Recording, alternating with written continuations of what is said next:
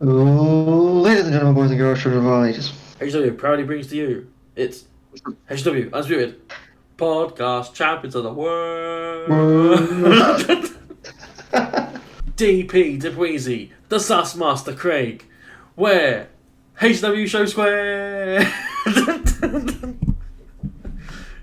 And of course, if you're not down with that, we got 2 words for you. Craig Sus. Yeah. Bruh.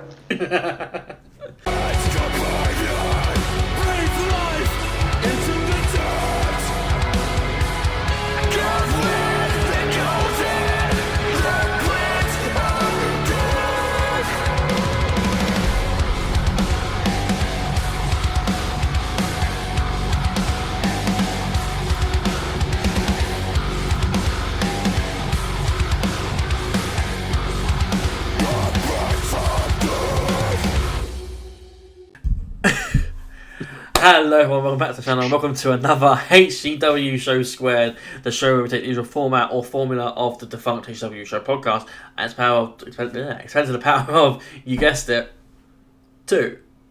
I'm your host as always for these, Dan, DP, or as we all say nowadays, DPZ, yeah. And I am joined, once again, by someone who, someone who quintessentially embodies the word S-U-S. The word sus. So much so that even his own body is refusing to help him. It's, of course, Mr. Impact Craig. How you doing? Wow. So I've been out all this week with some kind of flu. Haven't tested what, but apparently that's nothing to do with, other people spreading their germs. No, it's because I'm sus. Yeah. Cool. But yes, it's me. It's that M-I-C Craig, aka Mr. Impact. Back again. Didn't think I was actually going to make it this week because of how crap I felt yesterday, but we're here, we move, we talk NXT. We are talking NXT indeed, and this is, of course, the review for WWE NXT for the 7th of May. This is nothing particularly special. It's not like a go-home show or anything like that. It's just a normal episode of NXT TV. So we kick things off. Like, there's nothing before it. We kick things straight off with a number 1 contenders match for the North American title between Wesley and Josh Briggs, who has become the sort of unofficial gatekeeper for OFME, as he is like the only obstacle between OFME's opponents. I don't know why he is, but he is. Anyway, Wesley wins, so no one's surprised with the spiral tap. I rate this 2 3/4 stars. I enjoyed it for what it was. It sort of fell a bit flat with me. I'm not sure the reason. Maybe because it was Briggs. He's not really shown issues before though, so I'm not sure why I wasn't as captivated during this match. Maybe it was a bit clunky because of maybe ring rust as well for Wesley. I don't know necessarily what the reason was for it. Ivar wasn't commentary, but he didn't really add much to the match. There was a moment when where Wes threw Briggs into Ivar, which then enabled Wes to get the win with the spell, as I already mentioned. A brawl afterwards between Briggs and Ivar leads to Wes jumping on both of them as Ove watches on from the viewing platform thing, which seems to be setting up some sort of 4-way, I guess. Probably Battleground. What do you think? So, yeah, very hit and miss. Like, big fan of Wesley. I have been for so long now. And glad he's back, really glad he's back, because he is such a good talent. But yeah, this match wasn't it. Just for me, it wasn't it. I think obviously the story was always gonna be Briggs focusing on the back. That was always gonna be. But I don't know. Like when Ivar came out halfway through the match, essentially, then sat on commentary, I'm not the biggest fan of wrestling and commentary in general. And It can be done right when they're, charismatic, when they can actually add something to the commentary. Because most of the time, you've got two commentators who are just shilling out generic company stuff. Yeah, so having that third person, that wrestler, whoever it is, can normally add something to it. Ivar was not that person. The only comment I think I caught off him was, both of you guys are doing well, but not as good as me. That was it. You need to be a little bit more of a talker, especially when you're on commentary with Booker T, who does nothing but talk and doesn't really talk about anything. Nope, he just rambles. He talks but doesn't actually say anything. Yes. And then Oba popped up out of nowhere. Cool match, but again, bit hit and miss.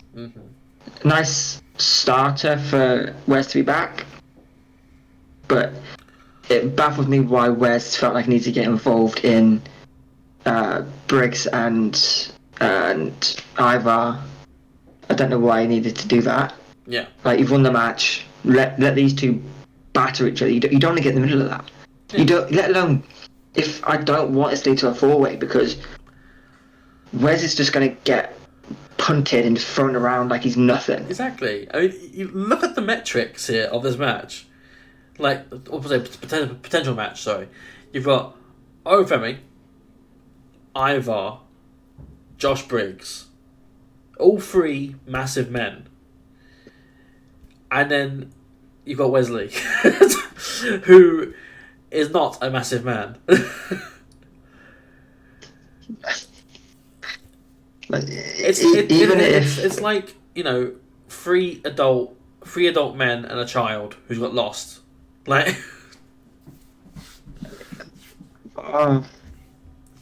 so even if it's not a fatal four-way and it's just like a triple threat no one contenders match, Wesley's still gonna get battered. Yeah, absolutely. Like, they're gonna use him for the shit they can't do. Exactly. Like, he's gonna be like literally thrown around like a rag doll. Like, and that'll be the main center point of the match, is to see what they do to Wesley. I want Wesley to be North American champion, but not like this. I'm not a fan of this. Like, but if it was just Briggs, Oba, and Ivar, that doesn't do much for me either. No, because we've sort of seen that already anyway with Dijak at the last one. Yeah, we've seen that. Yeah, Ivar can do a bit more. Yeah. In terms of his agility and stuff. But his match doesn't do a lot for me. If it's... No matter what way they go, I'm not that invested in it, because I don't see Briggs winning it. Yeah. If Ivar won it would be silly, in my opinion. Here's the thing, right? Briggs lost. Clean. Or somewhat clean. Briggs hasn't got any say in this whatsoever for me. He lost to Wesley. Like, you should do, realistically, Wesley and Ivar next week, because that would then be an actual number contenders match. Even though Ivar also lost to Ofemi. So I don't necessarily know if that's valid. But if you're going to have Wesley go through people to sort of like a gauntlet, so be it, to sort of get to Ofemi, then so be it. But doing a four-way just seems lazy. Yeah, I'm not into it. Yeah, just not. But yeah, we move on. So next match of the night was Shayna Baszler against Carmen Petrovic. There was also a bit in between, where the tag titles are being discussed. So you got Axiom and Nathan Frazier talking with Hank and Tank and Tyson and Tariq. The NQCC come in as well, and they start some stuff with Tyson and Tariq, and then that veers off. Everyone goes away, and then it's just Axiom and Nathan again, and then in come the new up and coming starter tag team, Gallows and Anderson, who cut the same line they did last week, and it still made me laugh which was ridiculous. But they meant, I think it was Gallo, I think it was Anderson, sorry, who mentioned something along the lines of, "Oh, good job getting rid of all those Raw and SmackDown tag teams. It's just this NXT guys here." It means like they're probably the old ones there. But it was very disrespectful by tag team champions to not go brother it up. Come on. I mean, I can see why, because like, you know, it's just, you know, it's Gallows and Anderson. Like, I also wouldn't want to sweep them. It's not good brothers, aren't they? I think they're good brothers to each other. You know, I don't think they're brothers in the general sense of the word good brother. But no, we move on to the actual match, the next match of the night, which was between Shayna Baszler and Carmen Petrovic. Shayna wins with the Kira Fuja clutch. Was it even a surprise? She got the clutch off of a attempted double axe handle, which didn't work out. It was a short match, fairly equal in terms of who was on top, but the result was never in doubt. But yeah, Shayna gets a quick win, and that's now 2-0 for the Shayna and Lola unit over Natalya and Carmen. That's what I have. Yeah, I can sort of understand why they did it. Mm-hmm. But at the same time, I don't really like. It was Lola and Natalya that I was like, that they were the thing in for this feud, and now we've got to get invested in Lola and Carmen and Shayna. Yeah. I think it's leading to some sort of tag feud or some sort of tag match. Yeah, which is more unfortunate because realistically it should be Natalya, Lola, and then at a push Lola and Carmen. Like, I'd argue Shayna probably has no actual place in this feud, which is weird to say because I love Shayna, but it's just her role in this feels very secondary. Like, Natalya is a mentor to Carmen. It is. Carmen is, you know, an upper rise at NXT talent. Lola's the future of the women's division in NXT. Like, there's different roles here, and Shayna hasn't really got hers because she's not a mentor to Lola because Lola doesn't really need it. Yeah, she's just a trainer. Yeah, but even then, she didn't want training. So yeah, and she still won. So yeah, cool. Happened. Yeah. Again. And that's an issue that we'll come back to, I think, with NXT. So there's quite a few things like that on this show. Backstage, Kalani Jordan is questioning why her friend Fallon Henley would do what she did last week, which was attack Thea Hale. Of course, that ridiculous oversell by Thea in the ring, where she gets hit by a forearm and then twists and falls. It was a very weird reaction, but it happened.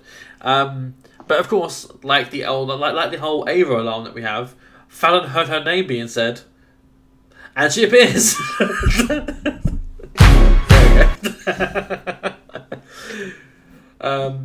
Fallon mentions that all her career she's been helping her friends, but now Fallon comes first, which is what I'm assuming is her new slogan. Then an argument breaks out, but I wanted to touch on this specifically because this is something that I'm not sure if you said it, but I definitely said it, that over the past few months, Fallon's character has been the secondary helper. Has been, oh, I'll be your friend, or oh, I'll help you fight whoever you need to fight. You know, like, she's always been that sort of character. The only story she had was with Kiana James during the tag title thing they were doing, where it was like, oh, you fancy Kiana? No, you don't. She's using you, etc. But like.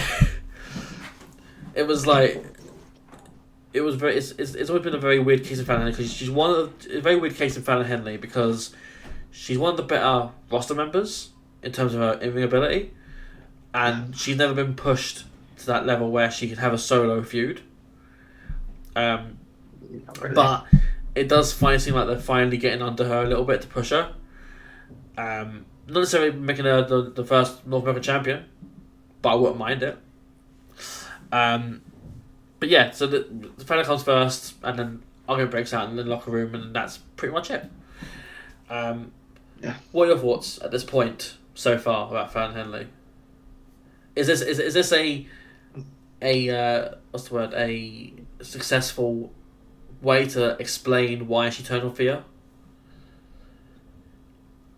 Yes and no, because but at the same time, Thea didn't ask Fallon for her help. Fallon offered the help, right? So I don't know. I'm still. I've like wrestling. Most things in wrestling for me, I like to give it a bit of time. Yeah. I'm not one to just quick straight on it and say this isn't working, because it's got to have time. But right now, looks like it could begin to work. Yeah, absolutely. I think if you can like block out the previous stuff that's happened over the past few months, like this is a short but sweet explanation, because she does reference the fact that she helped out others in the past and not really looking out for herself, and now she's finally doing that. So good for her, I guess. But we'll hear more from Fallon later. And by here I mean see. We get a montage next about the Women's Combine, which is, I've got here as my note, nothing really of note. It's just, I'm not a gym person. I don't know what they're called, but they're just pushing things along a field, along an artificial grass field. Then they're lifting things, and they're like, it's just general gym stuff that they do. I'm assuming in America, because I've never seen the push thing in a gym. But yeah, nothing really of note at this point. And this is a montage that goes out throughout the show, so they show like bits and pieces of who stood out where, and like, oh, this was great in power and in agility, they were great, and it's what it is. Have you got any thoughts on the montage we got? I like it, something different. It's not something you get to see an awful lot. Yeah. So, that's fine. Yeah, I mean, I that's about it, really. I can't really think about more on that, other than that. It's not something to see, and it's because it's nice setting up challenges this way instead of just having a standard match. Although the next set will obviously just be standard matches, but I mean, I think that's where we all disagree personally. But we all I'll get to that in a minute. So up next we have the next match. The NQCC No Quarter Catch crew, Miles Bourne and Damon Kemp against Tyson DuPont and Tyreek Igwe. So the match is about to begin, and then Alicia Taylor, the ring announcer, announces that the referee is unavailable as the camera pans to Luca Crusifino and two enforcers from the D'Angelo family. So at this point, I have to ask, well, what did they do to the referee? Why is the referee unavailable? Is he in a car somewhere? Is he in the river? Like, where's the ref gone?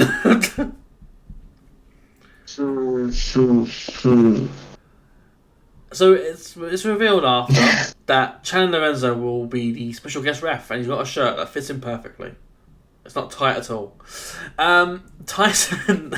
So the match goes ahead, and if you couldn't guess already, Tyson and Tariq win, following a totally legit 3 count, as the ref punches Charlie. What about Charlie? Oh, because it wasn't David Kemp, was it? It was Charlie. Sorry, yeah, Charlie Dempsey and Miles Bourne. As the ref punches Charlie, and then the roll-up pin happens on Charlie with the fast count. Short match again. Predictable result when you saw who the ref was, but I love special guest refs. I love it so much.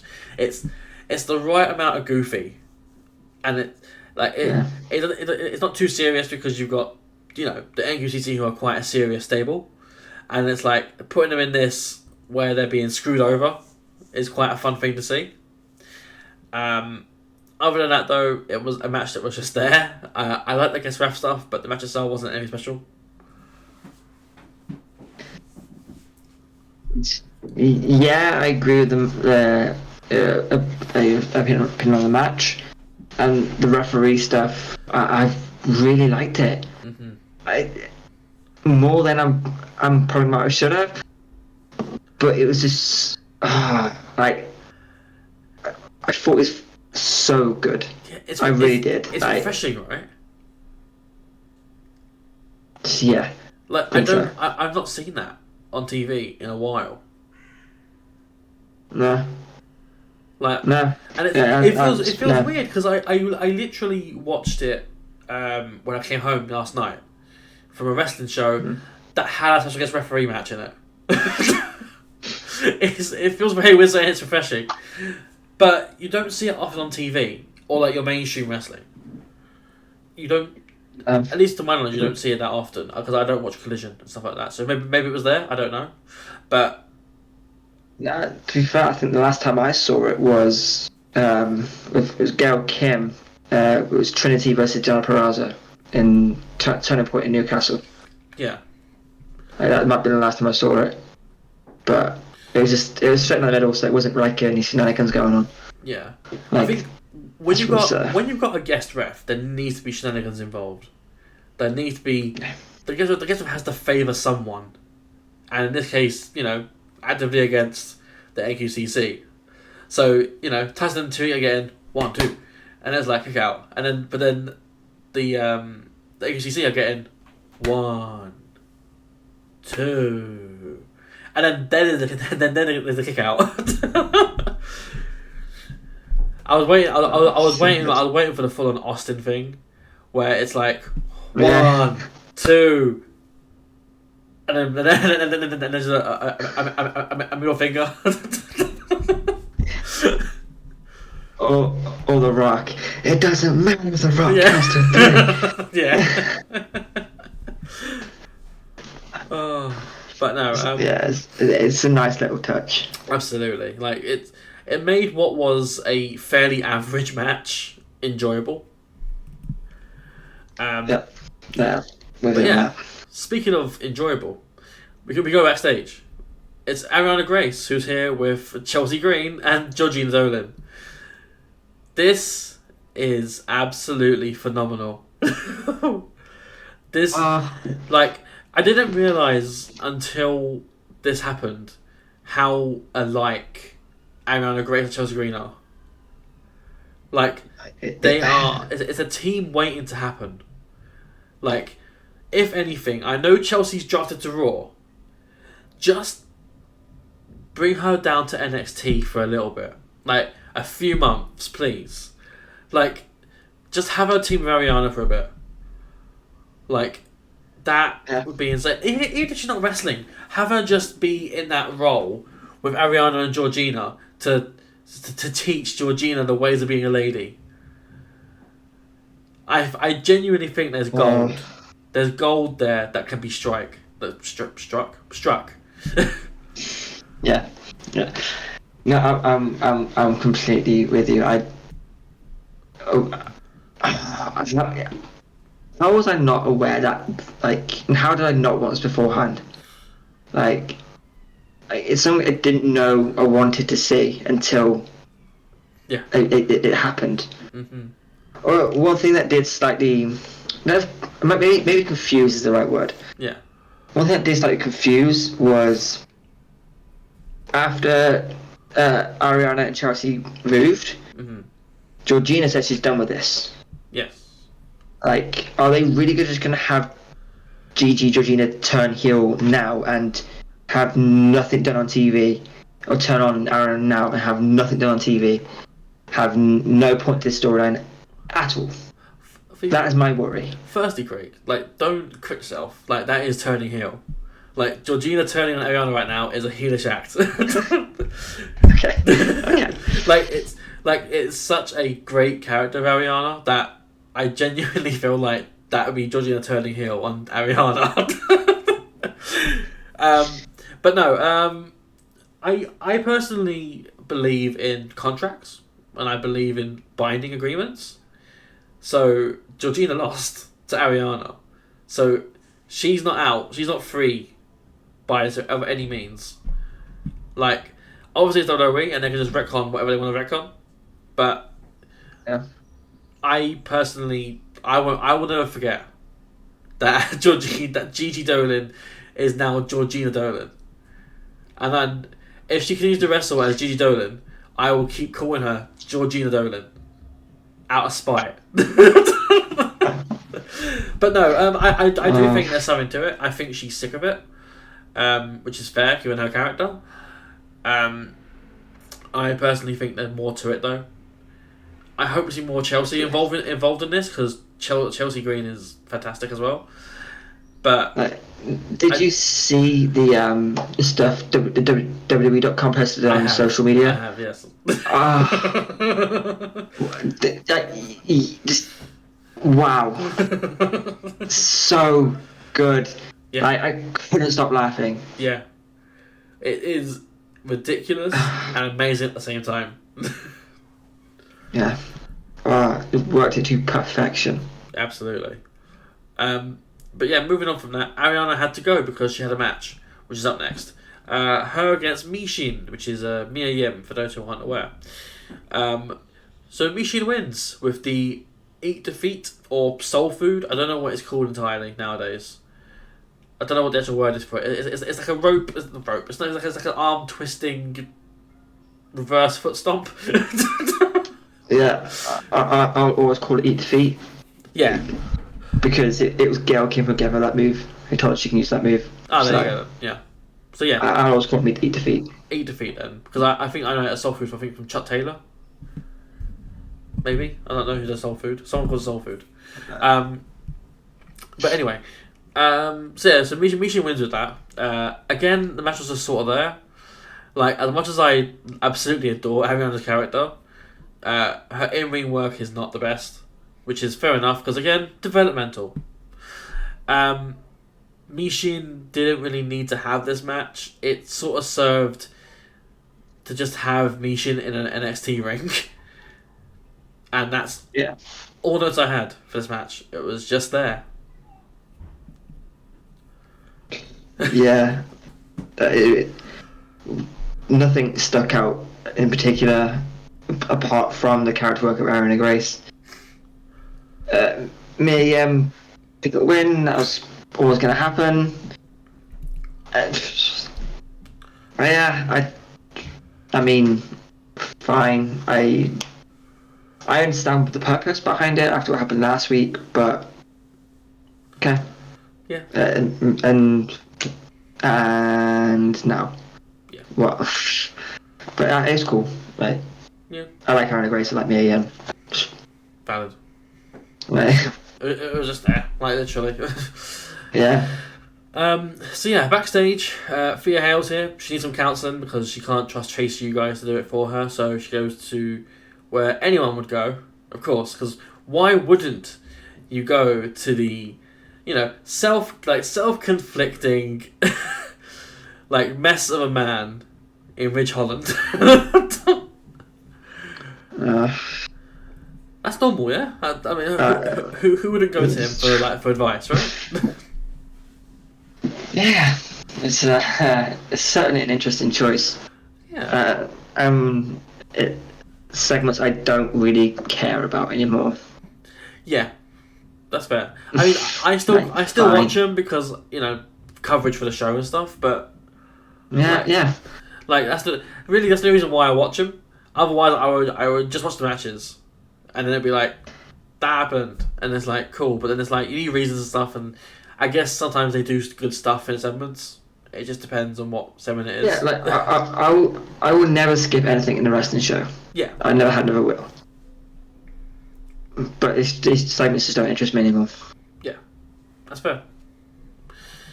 But yeah, it's just generic supportive talk until in comes Nexus King. So making it even better, he comes in and antagonizes Ridge, and then Duke Hudson gets in his face because Chase U come in as well. And then that's it. And then Nexus says that he pissed off the king. Okay. Again, that was just sort of there. I'm so terrified we're going to get Ridge Holland versus Nexus King. That's what happened, isn't it? Was it? I'm sure it has. I'm pretty sure I called it the worst NXT match in history. Yeah. That's probably why I don't remember it. I don't want it to happen. I think it has happened. Then I may have purged it from my memory. Ah, sorry. Let me double check because I'm fairly certain that I'm pretty certain I took an image for the thumbnail and I called it like the worst NXT match ever. Something along those lines. Hey you. Yeah, you. Do you like this video? There is a button. It's a very sexy button. It says subscribe on it. I wish I could click on it, but YouTube won't let me. Damn fuckers. We move on quite swiftly to Supernova Sessions with Trick Williams. So yeah, this is Metaphor. They're all here. Noam Dar, Oro Mensah, Jakara Jackson, and Lash Legend. They air a special video. They bring out Trick Williams first. Trick comes in, whatever, and then they air a special video because it's like Trick he's here and he's champion, and they I do like video tech. I do audio tech. Like the music was so loud on this video, you could barely hear Trick. So he's talking about what this means to him and shit like that when he wins the title and what it meant to him and what honour it is to be champion. While you hear you just there's this music going completely over the top of his voice. I don't know if you made out what he said. It was very generic stuff he said, but I don't know if you heard anything. I can't remember most of the things that happened because I watched it on Tuesday and I've been ill since, so I can't remember half the things that happened. That's fair. I only recall them because you're mentioning them. Yeah. That's the only way I'm remembering what happened because you're telling me. Fair enough. My brain is so far gone. But after they air the video, they then finally get what we want to know, which is what is in the brown envelope that Lash Legend has. And of course, we get more chance of Trick's the daddy. Because, again, for those who don't know, they're in a real-life relationship. And there's belief that Lash could be pregnant, which is why she's not been wrestling that much. Anyway. So, I just want to go out there and say it. They finally referenced it. I said a good number of weeks ago when the match happened.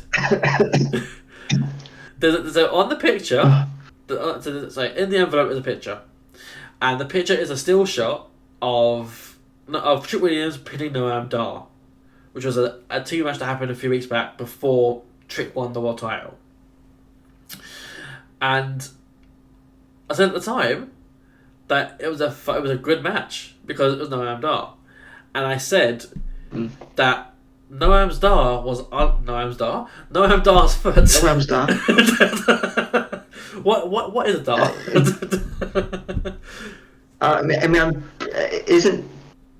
Don't like Northerners use the word Dar meaning your dad? Maybe, yeah. so Noam's dad was under the rope. Yes.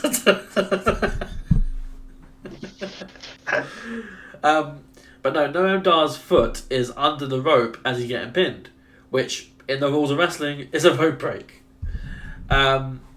So I mentioned this weeks ago. It was an illegal pin. Trick shouldn't have won the match there and then, and they finally referenced it in that Noam Dar's foot was under the rope and that Noam Dar was not beat clean. And I think someone watches the show for WWE. I think they realise. I think they watched this. They watched the comments I said back then, and they were like, "Actually, no. We can make that an angle. We can make that an angle later on down the line." Like, they referenced it, and I'm so pleased they did. But I want my reference. I want my copyright. I want my money. Give me my money. Give me my mother effing money.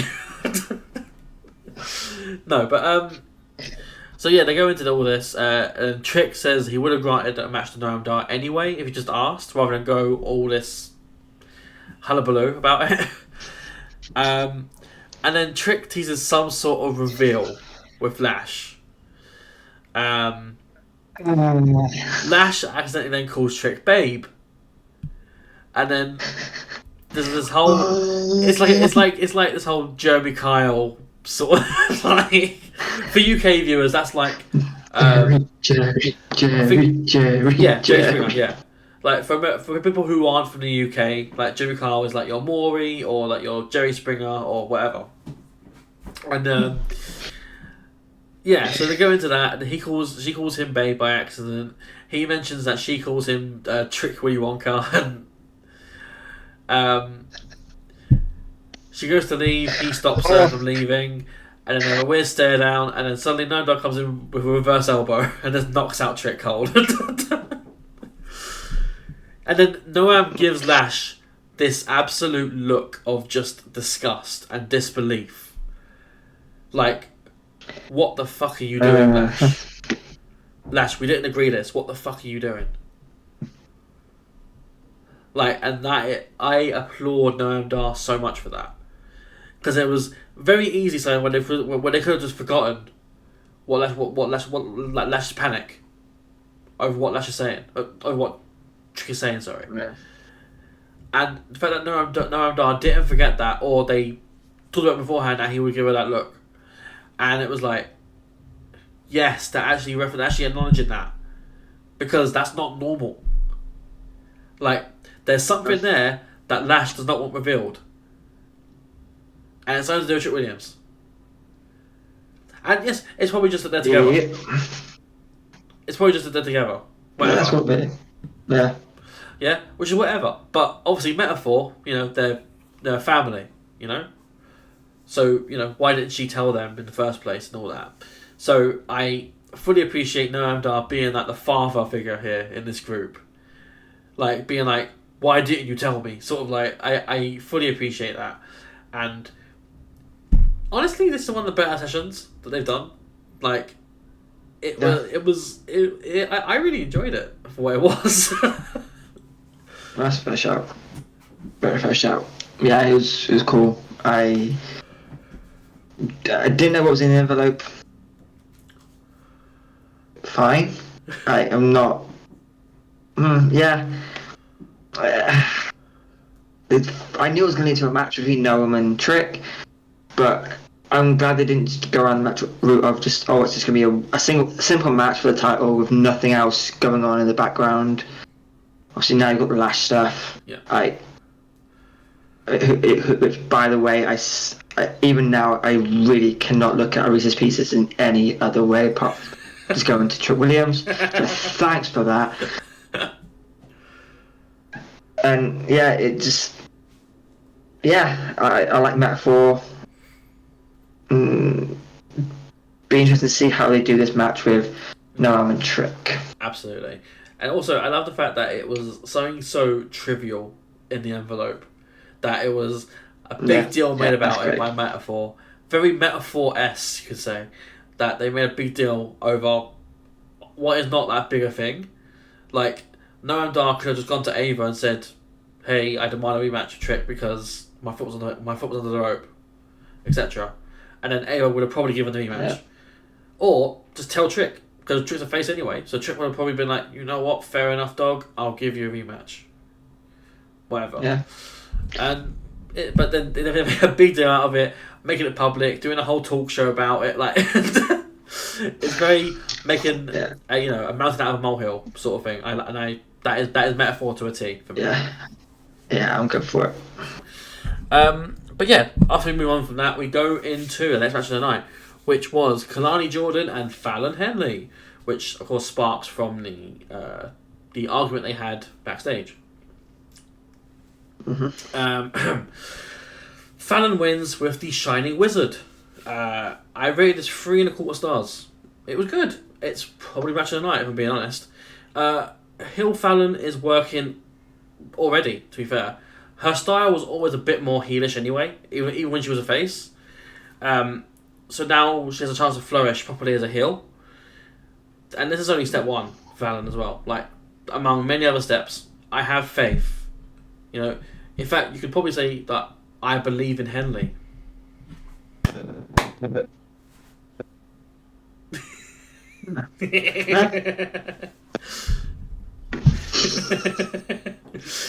no, I enjoyed it.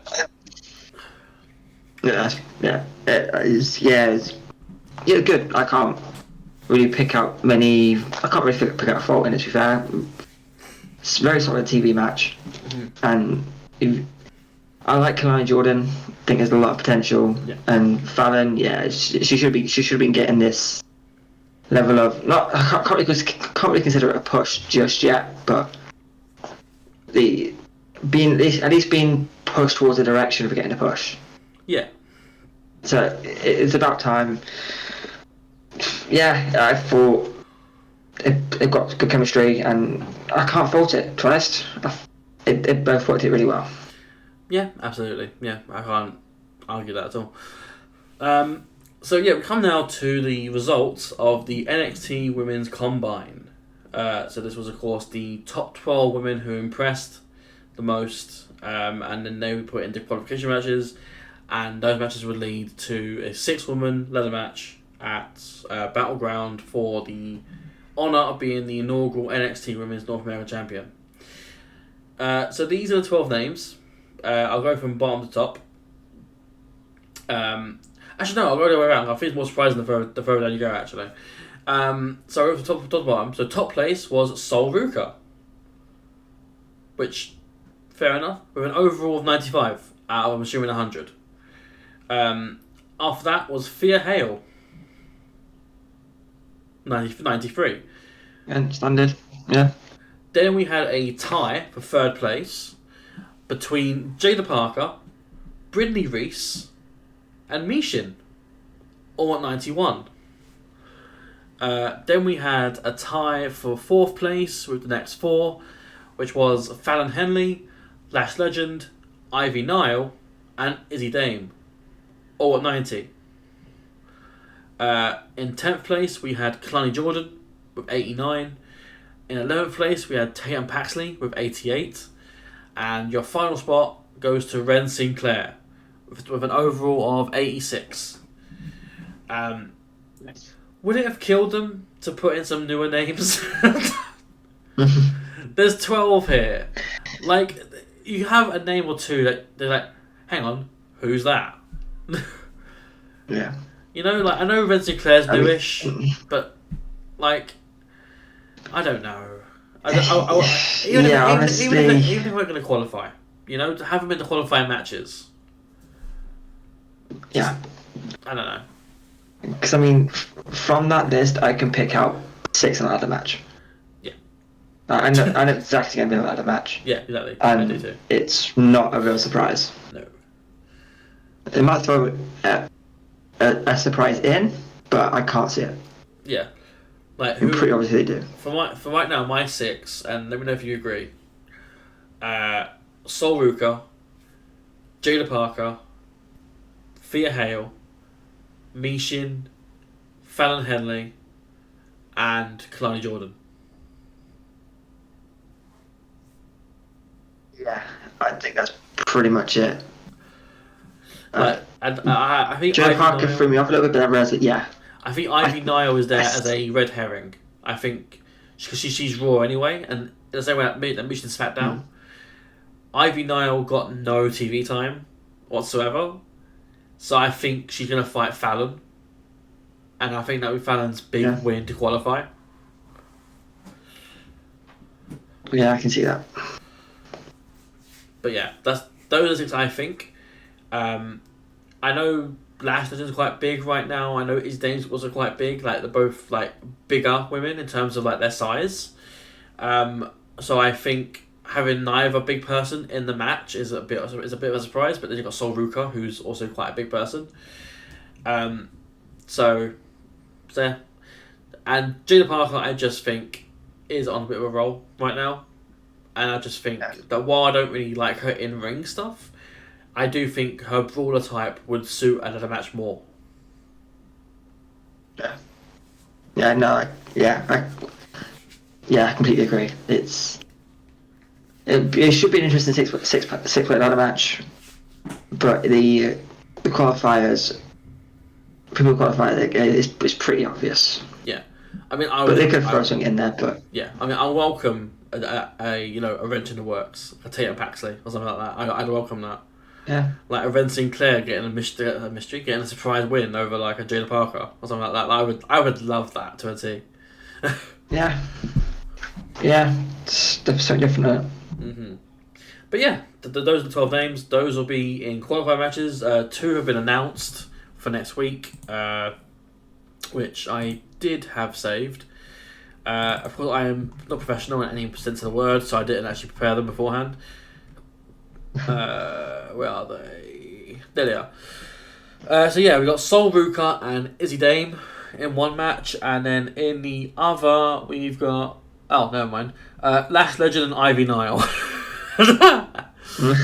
So Izzy's losing to Sol, most likely, and Lash is probably beating Ivy. Yeah. Because we know Misha's getting in, so I don't think they're gonna have both main roster call ups in there. Call downs, come downs. Yeah. What do I call them?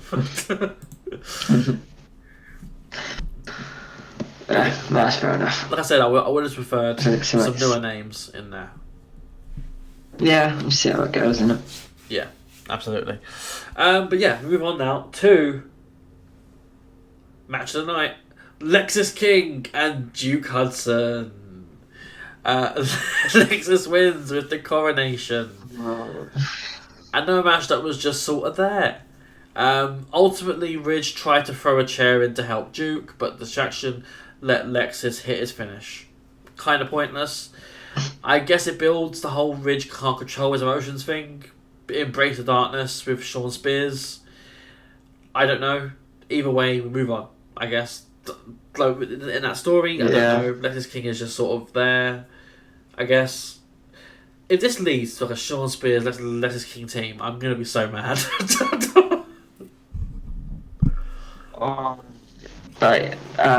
No, please just no. I can't. I can barely watch like Lexis King as it is. Sean Spears, fine. Ridge, nah, mate. Right, I'm too unwell and too tired to even think about the potential of that. Yeah. Like, no. Just no, I can't. It's yeah. Like, yeah, fine. Like, I don't know anymore. Yeah. Every time it comes to subject, every time it comes to that subject, I just don't know what to say because I'm not interested. I don't pay much attention to it, if I'm honest. Yeah, that's fair. Like, I never skip anything like I said, but yeah, I can't. I don't actually have an opinion on that anymore because you don't skip, but I don't mean that you can't not watch. Yeah, can just I'm conveniently gonna make some food now. Yeah, that's why it is. Yeah, absolutely. And I think this is a good point to do it because other than this, it's just the main event left after this. Why like the current state of NXT? You've got a 2-hour show that has like on average between 6 to 7 matches on the show. Yeah. Why are so many matches less than 5 minutes? They're just nothing matches that don't serve any reason to be there. Like most of the time, a match will be person A fought person B backstage, or they had an argument backstage, and now here we are, and it's I honestly have no idea. It baffles me. Sometimes I don't realise that NXT is 2 hours long, but then sometimes that I really realise it's 2 hours long. Yeah. And I don't know. I feel like since the new era began, like it's gotten a little bit better. But as the case with WWE in general, like WWE in general's gotten easy to watch under the Paul Levesque era. Yeah. But saying that though, NXT short hasn't matches. Changed much. No, you can see the differences, the slight differences, but there's still the very quick matches, which are kind of pointless. Yeah. And they need to do something better about that. Yeah. And it's just something needs to change, because there's nothing wrong with having your main event be 15, 20 minutes, whatever. Like, that's not a problem. Like, and I can foresee Trick and Noam Dar being a main event that goes between 12 to 17 minutes. I can see it. Like these matches otherwise, though, like the ones that go in between, like the 3 matches, the 3 minutes, the 2 minutes, the less than 2 minutes, the 5 minutes. Like, 5 minutes is not a bad thing, but make it meaningful. It's like, I'd argue to an extent, Lexis King and Duke Hudson is the most meaningful, pointless match on this card. Because there's a story behind it. Yeah, it has some kind of meaning. Like, it's adding more to Ridge Holland not being able to control his emotions, sort of thing. It adds something. Like, the other ones didn't do anything. You know what I mean? Like, no, it was just fine. So, yeah, that's the current state of NXT. I don't know how you'd fix it, personally, because, as I say, it's developmental. I would personally make NXT shorter. It hasn't got to be 2 hours long. I would make it 90 minutes long. Make it an hour long again. Like, when NXT was in 2018, whether it was 2017, whether it was, when it was an hour long, like, during the Black and Gold era, that was the best timeline of NXT for me. That was... You had quality matches with predominantly indie guys that now come to WWE, though. Like, predominantly indie guys come to WWE in normally amazing, or like good to amazing matches. Like, you had random matches like Ricochet and Adam Cole. Like, you had Adam Cole killing it on TV every week. You had Roderick Strong. Again, I know these AW guys, but like Roderick Strong killing it. You had, Kyle O'Reilly and, He Who Tells No Lies, killing it in the tag division. And when I wasn't injured, you had Roderick Strong filling in. Like, you had Keith Lee. Yeah. You had Gargano, Ciampa. You had so many good guys on that roster. Yeah, that was the best time of NXT. Yeah, completely.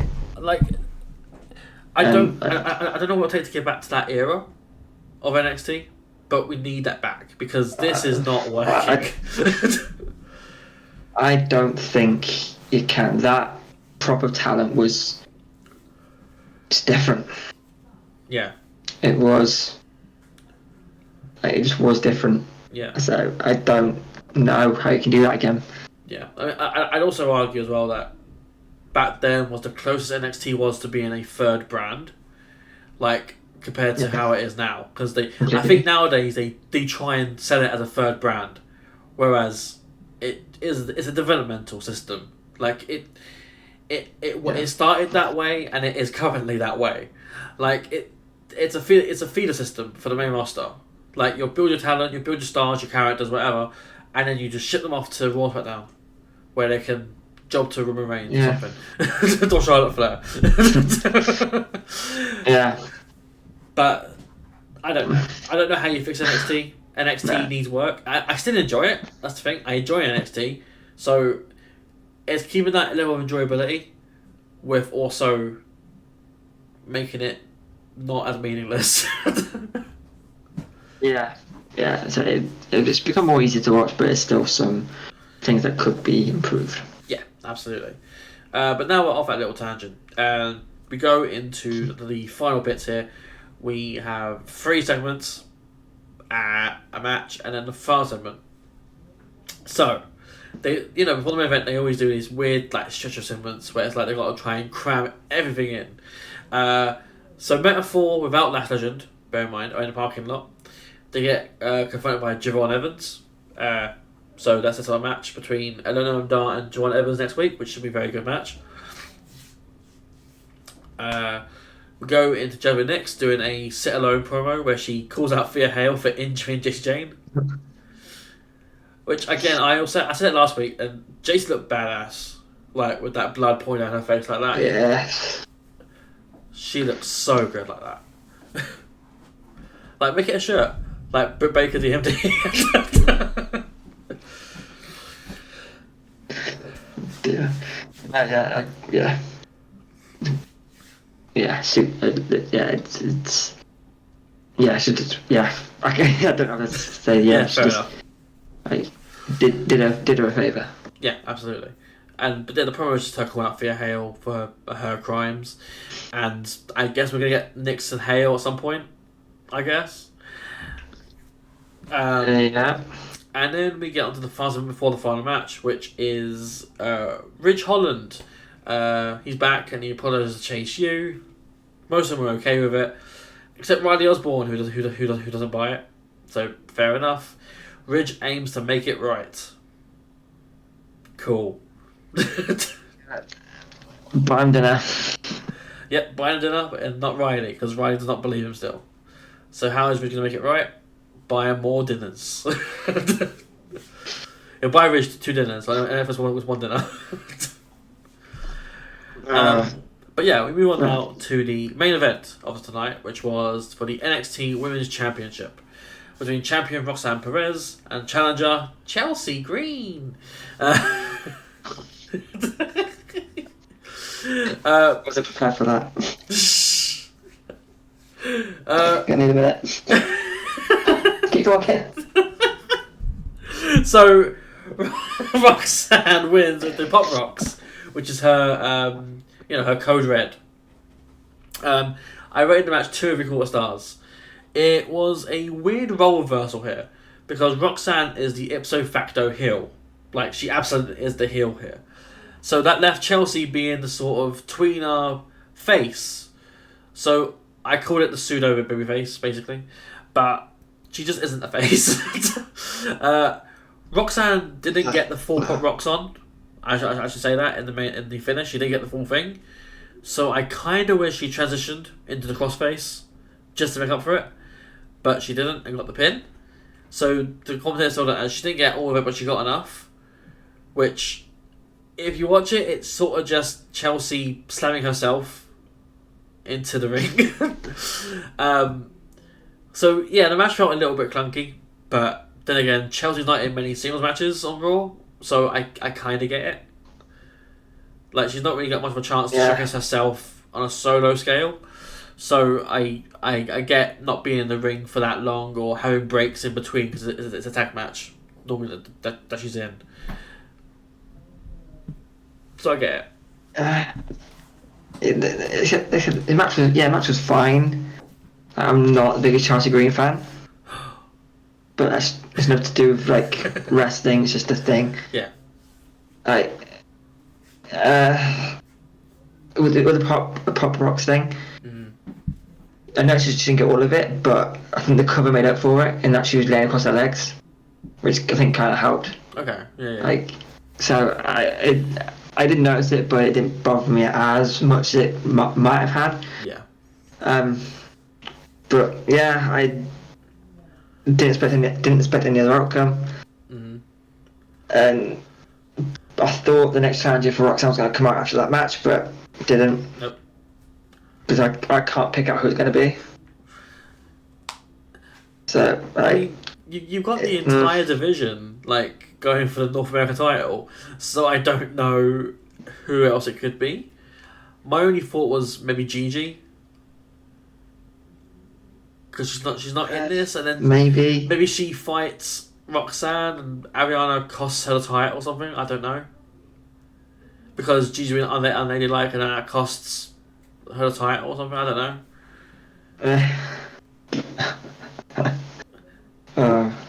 Either way, there will be six women who don't have that ladder match. So maybe one of them. I don't know. Yeah. I just can't pick it out of my head at the minute. But yeah. We never know. Also, is Blair Davenport injured, by the way? No, she's on their roster. Oh, that's right. Shit, yeah, I forgot about that. Yeah. We're drafted to Raw. Unfortunately, yeah, that's right. I forgot about that. I was gonna mention, like, in that combine, are you telling me that Lola Vice didn't do well enough? Are you telling me Carl Petrovich didn't do well enough? They're both MMA trained, or what's the word? Like self-defense trained. Like, they're both fully capable athletes in their own right. And you're telling me neither of them did well enough to get in this combine. And I've got nothing against the others whatsoever, but I don't see a way in that Tate and Paxley did better than both of them. I don't see a way in that Ben Sinclair did better than both of them. I mean, it's wrestling, isn't it? Like, even when I try to be real, it's still predetermined. Yeah, true, fair enough. But yeah, that would be an end to the show, but it's not, because we got one more segment in the parking lot. Tony D'Angelo and the family have kidnapped Damon Kemp and Miles Bourne, making sure there is no catch clause next week for the Heritage Cup match, which is fantastic. I am sick of the catch clause. And I think it's genius, personally. Take out the options, so it has to be Charlie. And it plays into their character so well. Yeah. So just great idea. Yeah. But I've got to say it as well, though. At what point do we launch an investigation into the D'Angelo family? Because, there's been various attempted murders. There's a potential murder now of a ref. Yeah. There's also kidnappings. They kidnapped Ilya at one point as well, and there's this whole thing, where there's this history of what would be a crime. With the D'Angelo family, in some sense, on other wrestlers and other people of the roster. So, at what point do we launch an investigation? I mean, it's just wrestling, isn't it? I mean, Cody Deaner can stab Eric Young multiple times on TV, and then be back on TV the next week, but Eric Young still managed to survive that. If they should absolutely be investigated, but they're very careful. Not so much with the NQCC, but very careful. Yeah. In a car park where we've got, I imagine they've got a fair few cameras. Yeah. Kind of must have. Yeah. Maybe that and you've got a live TV camera filming it all as well. Yeah. Not the best look. Yeah. I don't know. I think at this point it's just criminal negligence by WWE to not look into this. We're on Laurie now, so I guess Luke is doing his job. Yeah, true. That's very true. Yeah. But no, that, of course, on that note, that does bring an end to this review. Please, if you like the video, like the video, comment on the video. Do you want to see more of me, more of Craig, anyone else on the channel? Do you want to see come on for a review? Do you want to see other shows potentially on Show Squared? Show Squared hasn't got to be just NXT. It could be something else.